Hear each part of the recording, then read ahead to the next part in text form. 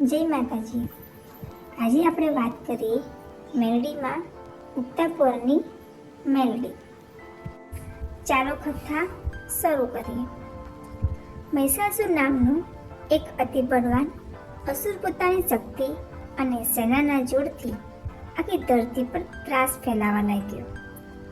ધરતીના બધા જ રાજાઓએ અસુરોની બળવાન સેનાઓ હરાવીને બગાડી મૂક્યા અને મહિષાસુર આખી ધરતી પર રાજ કરવા લાગ્યો. તેને સાધુ પુરુષો અને સર્જનો ઉપર પણ અત્યાચાર કરવાનું શરૂ કર્યું. જંગલમાં તપ કરતા ઋષિમુનિઓ પણ તેને છોડ્યા નહીં. તેમના હવનમાં નાખવા અને યજ્ઞ બંધ કરાવવા અસુરો આખા જંગલ ફરી વળ્યા. આ ત્રાસથી કંટાળી જૈમિન ઋષિએ મહિષાસુર સામે જઈને કહ્યું કે હે અસુર રાજ, અમને ઋષિઓએ પજવીને તને શું મળવાનું છે? તારે શક્તિ જો બતાવી હોય તો તારા પૂર્વજ એવા કે મધુ, કેટપ અને ભસ્માસુરને મારનાર ભવાની આજ્ઞા શક્તિ સામે લડવા જા. જૈમિની ઋષિએ આવું વચન સાંભળી મહિષાસુર વિચારમાં પડી ગયો. તેને પોતાના અતિ બળવાન અસુર સેનાપતિને બોલાવી આદ્ય શક્તિ સામે લડવા જવાની વાત કરી. સેનાપતિનું મસ્તર જાણવા માંગ્યું.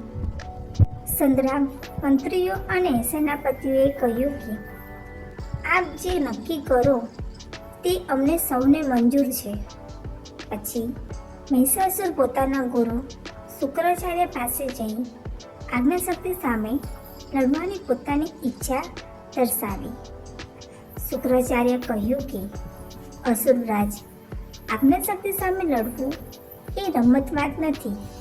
જો તારે શક્તિ સામે લડવું હોય તો ભારે તપ કરી બ્રહ્માજીને પ્રસન્ન કરી તેમની પાસે વરદાન માંગવું, જે કે મારું કદી મૃત્યુ ન થાય.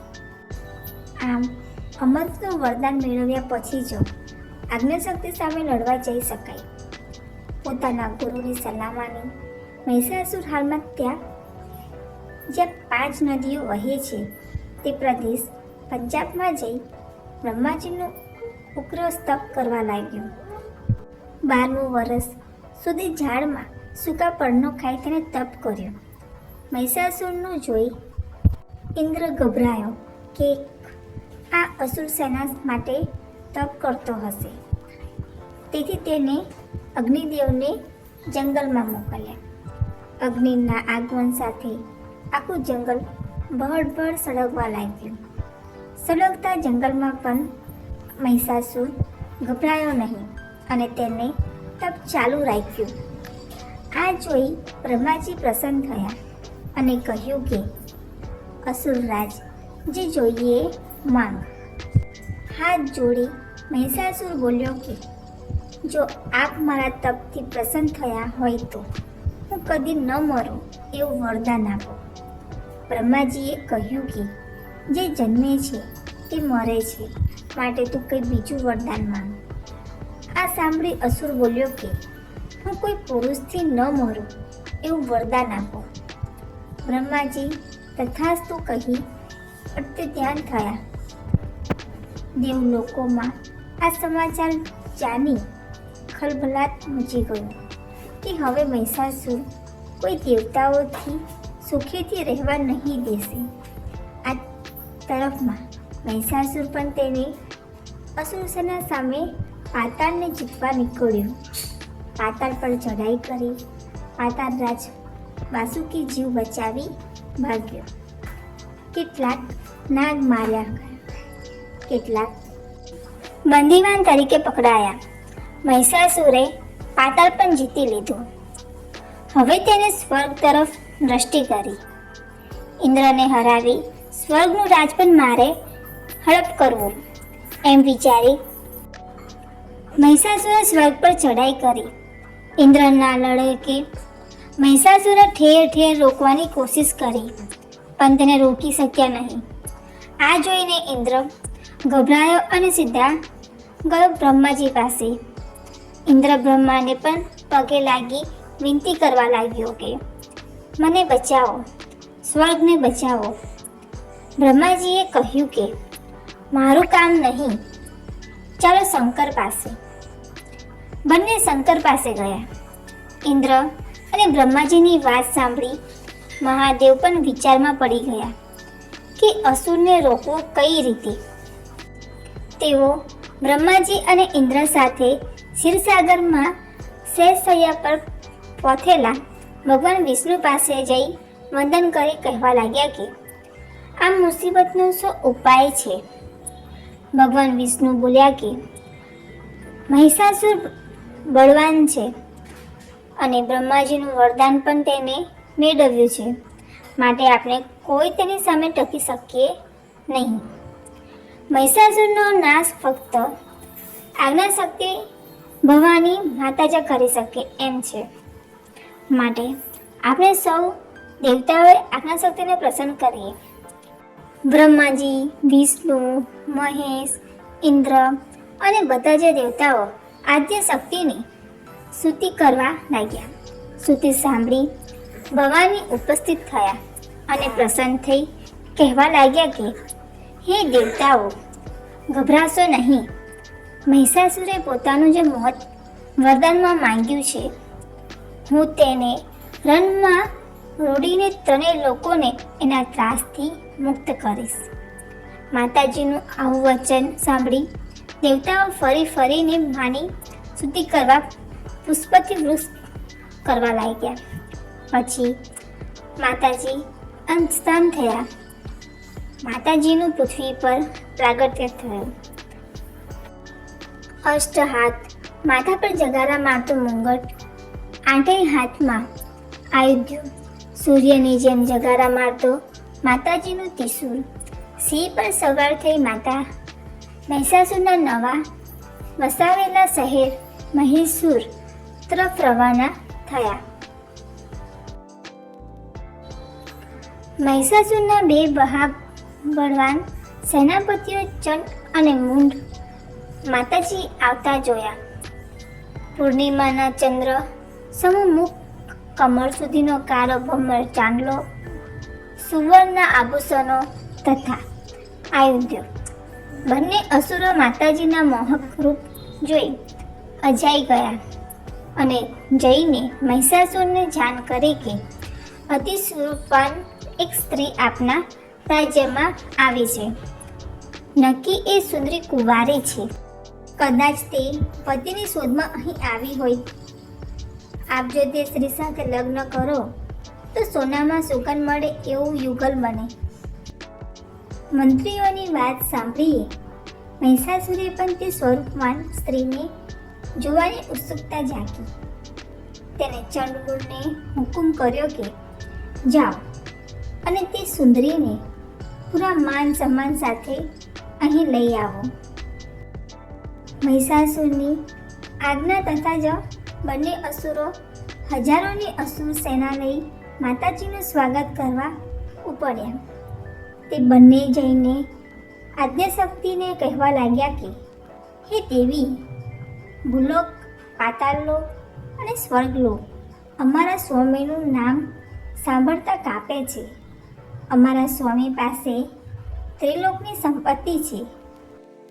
20 લાખની અસુર સેના છે. શક્તિમાં એની તોલે આવે તો તેઓ યુદ્ધો ભૂતળ પણ નથી. આવા ત્રિલોકેશ્વર મહિષાસુરે આપને તેડાવ્યા છે. તે તમારી સાથે લગ્ન કરવા માંગે છે. તમારું જીવન ધન્ય થઈ જશે.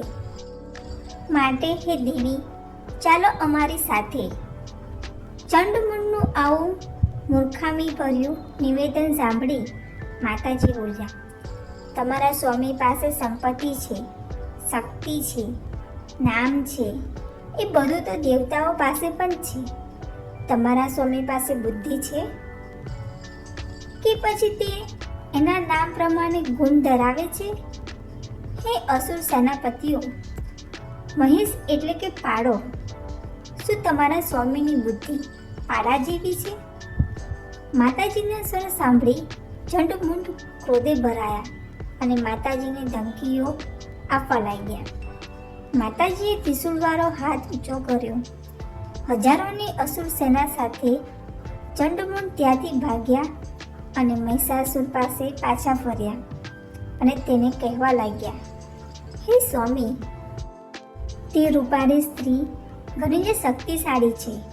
અમે તેને આપની સામે લાવી શક્યા નથી. મહિષાસુરે રત્નબીજ અને ધ્રુમલોચન નામના તેને મહાબળવાન સેનાપતિઓને એ સ્ત્રી લઈ આવવાનો હુકમ કર્યો અને કહ્યું કે તે રૂપમતીને સમજાવીને લઈ આવો. જો ન માને તો ચોટલો જાલી પકડી લાવજો. 40,000ની અસુર સેના લઈ રત્નબીજ અને ધૂમલોચન ઉપડ્યા. દૂરથી જ માતાજીને ઉભેલા લીધા. બંને અસુરો નજીક જઈ કહેવા લાગ્યા, હે સુંદરી, તારા સારા નસીબે તને મહિષાસુર જેવો પતિ મળે છે. માટે તું જીદ ન કર અને અમારી સાથે ચાલ. જો તું ઇનકાર કરીશ તો અમે તને ચોટલો જાલી બળજબરીથી ખેંચીને લઈ જશું. આથી માતાજી ગુસ્સે થયા અને તેમની સામે યુદ્ધ આરંભ કર્યું. તેમાં રત્નબીજ અને ધ્રુમલોચનનો નાશ કર્યો. આમ ચંડમુંડ અને નિશુંભનો પણ નાશ કર્યો. છેવટે મહિષાસુર પોતે 1,00,000 અસુરોનો લશ્કર લઈ માતાજી સામે લડવા ઉપડ્યો. માએ મહિષાસુરને આવતો જોઈ પોતાની જોગણીઓનું લશ્કર તૈયાર કર્યું. મહાકાળી, મહાદેવી, કાલિકા, ભદ્રકાળી, મહાસરસ્વતી, મહાલક્ષ્મી પોતપોતાના તમામ સ્વરૂપો દેવીઓએ સહિત રણ મેદાનમાં રહીને ભવાનીને મદદ કરી રહ્યા હતા. હવે દેવતાઓએ પણ પોતાના શાસ્ત્રો આપી સહાય કરી. લડાઈના નગારા વાગવા લાગ્યા. ધૂળની ડમરીઓથી સૂર્યનું તેજ ચોખ્ખું પડવા લાગ્યું. હાકોડા પડકારોથી દિશાઓ ગુંજવા લાગી. શેષનાગ ડોલવા લાગ્યો. પૃથ્વી કપવા લાગી. આયુધ્યો ખખડવા લાગ્યા. ભીષણ યુદ્ધ થયું. જોગણીઓને અસુર સેનાઓને કાપવા લાગ્યા. પોતાના યોદ્ધાની આ હાલત જોઈ મહિષાસુર ક્રોધિત થયો. માએ પણ બધી દેવીઓને અને જોગણીઓને કહી દીધું છે કે આજ યુદ્ધનો અંતિમ દિવસ છે. માટે એક પણ અસુરને જીવતો જવા દેવો નહીં. ભયાનક યુદ્ધ શરૂ થયું. 20 ઘોડાવાળા સોનાના રથમાં બેસી મહિષાસુર લડવા લાગ્યો.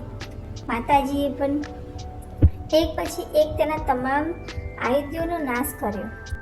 હાથમાં કોઈ હથિયાર ન રહેતા મહિષાસુર પર્વતના પથ્થરો ઉખેડી તે વડે લડવા લાગ્યો. મહિષાસુર સમજી ગયો કે શક્તિ તેને છોડશે નહીં. ચંડમુંડ, રત્નબીજ, ધ્રુમલોચ, નિશુંભ જેવા મહારથીઓને ચપટીમાં રોડી નાખનાર માતાજી મને મારી નાખશે. આમ વિચારી મહિષાસુર યુદ્ધ મેદાન છોડીને જીવ બચાવવા ભાગ્યો. લોહી નદીની ઓળખતો કાળો પહાડ જેવો મહિષાસુર પાડાનું રૂપ લઈ ધૂળની ડમરીમાં ન દેખાય તેમ ભાગવા લાગ્યો. માતાજી પર્વત ભેગી રથમાં સવાર થઈ મહિષાસુરની પાછળ પડ્યા. આગળ મહિષાસુર અને પાછળ માતાજી. માને નજીક પહોંચતા જોઈ મહિષાસુર એક ભેંસના તોડામાં પાડો બનીને સંતાઈ ગયો. માર કરતા માતાજી ત્યાં પહોંચ્યા. જૈનની ઘોડવાને પૂછ્યું, ગોવાળ. તેમને ઈશારાથી પાડો બનાવેલા મહિષાસુરને બતાવી દીધો. મહિષાસુર ત્યાંથી ભાગ્યો. મોટા પહાડને રમોકતા જોઈ કુકડાનું રૂપ લીધું, પણ ભવાનીની નજરમાંથી તે બચી શક્યું નથી. ઓળખાઈ જતા તે ત્યાંથી પણ ભાગ્યો અને એક ગાયના પેટમાં સંતાઈ ગયો. માં ભવાની વિચારવા લાગ્યા કે ગાયના પેટમાં મહિષાસુરને મારવા જાઉં તો ગાય મારી જશે. એટલામાં મહાકાળી માતા ત્યાં પહોંચી ગયા અને તેમના પુકારથી મહિષાસુર ગાયના પેટમાંથી બહાર પડ્યા. હવે મોત એકદમ વેગ છે દેખાતા મહિષાસુર ચમાડથી ચામડા રંગવાળી કુંડમાં સંતાયો. લાચાર બનીને માતાજીનું મહિષાસુરને કુંડીમાંથી સંતાયેલા જોવા લાગ્યા, પણ પવિત્ર દેવી મેળામાં પ્રવેશ કરી શક્યા નથી. દાજ કચડાવીને હાથ પસરતા થાના મહેલમાંથી એક બાળકી સ્વરૂપ દેવી ઉત્પન્ન થયા. તે શરીરનો વર્ણ સામ હતો, વાળ છૂટા હતા, એક હાથમાં ખંપર અને બીજા હાથમાં ખાંદુળી છરી હતી.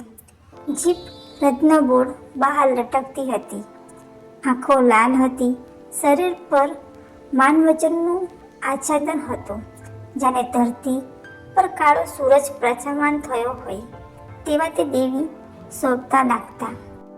કાલિકા દેવીએ તે નનામી બાળકીને કહ્યું, મહિષાસુરને મેળામાંથી બહાર કાઢો.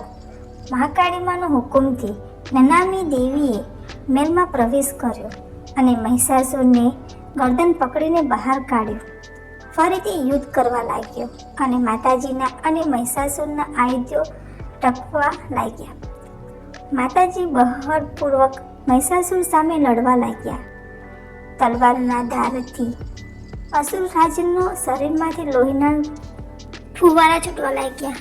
આ લોહી ધરતી પર પડતા જે મહિષાસુર જેવા ભયાનક અસુરો ઉત્પન્ન થવા મા સામે લડવા લાગ્યા. ભવાની માતાએ આ જોઈ મેલડી માતાને હુકુમ કર્યો કે મહિષાસુરનું રત્ન ધરતી પર પડવા ન દો. મેલડી માતા પોતાના ખંભરથી અસુરોનું રત્ન પીવા લાગ્યા, એટલે કે એક એક ટીપામાંથી એક એક અસુર બનતા અટકી ગયા. માતાજીએ જન્મો હાથ ઊંચો કર્યો અને સૂર્યના તેજ જેવું ત્રિશૂળ મહિષાસુરને ગરદન પર પડ્યું અને માથું ધર પરથી અલગ થઈ ગયું. આ જોઈ દેવીઓ અને જોગણીઓને ભવાની માતાની સ્તુતિ કરવા લાગ્યા. દેવતાઓએ દુર્દુભી વગાડી મા ઉપર પુષ્પની વૃષ્ટિ કરી. ત્યારે માતા નનામી બાળકી સમી દેવીઓએ પોતાનું નામ પાડવા નિવેદન કર્યું. ત્યારે ભવાનીએ પ્રસન્ન થઈ કહ્યું કે હે દેવી, તમે મારા મેલમાંથી ઉત્પન્ન થઈ આજે મહિષાસુર જેવા દુષ્ટ અસુરને મેલમાંથી બહાર કાઢ્યો છે, તો આજથી તમારું નામ મેલડી અને તમે મેલડી નામે આ જગતમાં પ્રસિદ્ધ થશો. મેલડી માતાએ મહિષાસુરને બહાર કાઢવા માટે મેળામાં પ્રવેશ કર્યો, એટલે તેમનું નામ મેલડી પડ્યું. મેલડી માતાનો રંગ તાવડી જેવો કાળો, હોઠ પ્રમાણમાં જાડા, કસાયેલું શરીર, જીભ વેથલા મૂર્ખની બહાર દાંત પંક્તિ પર લોહીના રંગાયેલ, જીભ પરથી લોહીના પડતા ટીપા, એક હાથમાં ખડક અને બીજા હાથમાં ખંભર. માના શરીર પર માન વચનનું આછાંદર છે, દેહ અર્ધ ઢરાયેલ છે. સૂર્યના તેજ જેવી કાળી કાંતિ ચાર તરફ ફેલાયેલી છે. માનું રૂપ ભયાનક વિહામનું છે. તેમનું વાહન કાળો પોકળો હોય, બોગરા પર માતાજીનું આરૂઢ થયેલા છે. અષ્ટ હાથવાળા મેળીમાના હાથમાં ગાળા, ચક્ર, તલવાર, ધનુષ, બાણ, ખંભર, ગળવો અને ત્રિશૂળ શોભે છે. એક હાથ આશીષ આપતો ખાલી છે. માનું રૂપ નજરમાં તરત જ વસી જાય તેવું છે. મેલડી માતા મેલા ગણાયેલી દેવી છે. આથી મેલી વિદ્યાના સાધકો મસાની મેલડીને ભજી સિદ્ધિઓ મેળવે છે. તેઓ અનેક નામે ઓળખાય છે. ચાલો નામ જોઈએ. પહેલું મુંજલ પરીની મેલડી, બીજું વાનિયાની મેલડી, ત્રીજું હજીરાની મેલડી, ચોથું શેલપરાની મેલડી, પાંચમું માંડરની મેલડી, છઠ્ઠું ઉગતી મેલડી, સાતમું આથમતી મેલડી, આઠમું ચોરાની મેલડી, નવમું કોઠાની મેલડી, દસમું વંજારાની મેલડી. 11મું વાઘરીની મેલડી. 12મું મડાખાવની મેલડી. આવા અનેક નામે મેલડીમાં પ્રસિદ્ધ છે. માતાજી ખૂબ દયાસાગર છે. માનવી જે ભાવથી ભજે એવું ફળ તેને આપે છે. યુદ્ધમાં મેલડીમાના સ્મરણથી માની સહાયથી ચોક્કસ જીતાય છે. માં દરેક કાર્યમાં ભક્તોને સહાય કરે છે. કોર્ટ કચેરીમાં કામમાં માતાજી ભક્તોને ઘણી જ સહાય કરે છે. મેલડીમાના સ્મરણથી જજ સાહેબના ચુકાદા બદલી ગયાના અનેક દાખલા મુજબ છે. જે ગામની ફરતા કોર્ટ બાંધવામાં આવે છે ત્યાં દરવાજા પાસે એક તરફ કાર ભૈરવ અને એક તરફ મેલડી માતાની સ્થાપના કરવામાં આવે છે. કાર ભૈરવ અને મેલડી માતા ગામનું રક્ષણ કરે છે અને મેલડી માની ચોકી મૂકી કહેવાય છે. વાંસના નાકે ફરિયાઓમાં કે ઘરોમાંની સ્થાપના કરવામાં આવે છે. નાની દેરીમાં માની છબી પધરાવી અથવા નારિયેળમાં માનું સ્થાપન કરવામાં આવે છે. મા મેલડી વિદ્યાથી ચોર લૂંટારાથી ભક્તોનું રક્ષણ કરે છે. ખેતરના છેડે ક્ષેત્રપાલ તરીકે પણ માનું સ્થાપન અનેક જગ્યાએ થયેલું છે. ભાવનગર જિલ્લાના દોદા તાલુકાના ગામ કોડિયાકરમાં જ્યાં નવકલક મહાદેવનો મોટો મેળો ભરાય છે એ ગામમાં વાદનનું ખેતર નામનું એક ખેતર છે. એ ખેતરના છેડે મેલડી માતાની નાનકડી દેરી છે. એક નારિયેળમાં માનું સ્થાપન થયેલ છે. આ ખેતરમાંથી તૈયાર પાક કોઈ ચોરી શકતું નથી. ઢોર ઢાકર પણ ખેતરમાં જઈ કશું નુકસાન કરી શકતા નથી. ઢોર ખાવા જાય તો તેના મોઢા પર લાકડી પડી હોય એવો અવાજ દૂર સુધી સંભળાય છે અને ઢોર ભાગે છે. ફરી એ તરફ ડોકાતું નથી. મહિષાસુરનો નાશ કરી આદ્ય શક્તિ હિમાલયમાં થાક ઉતારવા બેઠા પછી રાજસ્થાન તરફ પ્રયાગ કર્યો. મહાકાળી પાવાગઢ ગયા. બહુચરાજી પણ બિચારાજી પાછા ફર્યા. ખોડિયાલ રાજપરા તરફ રવાના થયા. આ એ વરુડી તરફ જવા ઉપડ્યા. ચામુંડા માતા ચોટીલા ગયા. સૌ જોગનીઓ પણ પોતપોતાના સ્થાપક તરફ પાછા ફરવા લાગ્યા. એ સમયે મેલડી માતા ચારે તરફ નજર કરતા રણ મેદાનમાં ઊભા રહ્યા. આ જોઈ અંબાએ મેલડી માતાને રોકવાનું કારણ પૂછ્યું. માં ધીર ગંભીર અવાજથી બોલ્યા, હે માં, હું મહાકાળીનો અવાજ છું, પણ મહાલક્ષ્મી યોગમાયાના મેલમાંથી ઉત્પન્ન થઈ છું. તેથી હું મહાલક્ષ્મી પણ છું. ચામુંડા માતાએ મહિષાસુરને મારવા માટે મારી જરૂર પડી, તેથી હું ઉત્પન્ન થઈ છું. તેથી હું મહાસરસ્વતી પણ છું. તો હવે હું ક્યાં જાઉં અને કઈ દેવીના શરીરમાં જે સમાવો તે મારી સમજણમાં આવતું નથી. આ સાંભળી ભવાની આદ્યશક્તિ આરાસુર વારી શ્રી અંબાજી બોલ્યા કે, હે મેલડી, તારે કોઈનામાં સમાવવાની જરૂર નથી. પૃથ્વી લોક પર ભક્તોને ઉદ્ધાર કરવા મેલડીમાં તમે ગુજરાત જાઓ. આમ કહી અંબાજી પોતાના આયુધ, શક્તિ તથા સામર્થમાં મેલડીને અર્પણ કરી ગુજરાત મોકલ્યા. આમ માનું ગુજરાત, કચ્છ, કાઠિયાવાડમાં પ્રથમ આગમન થયું.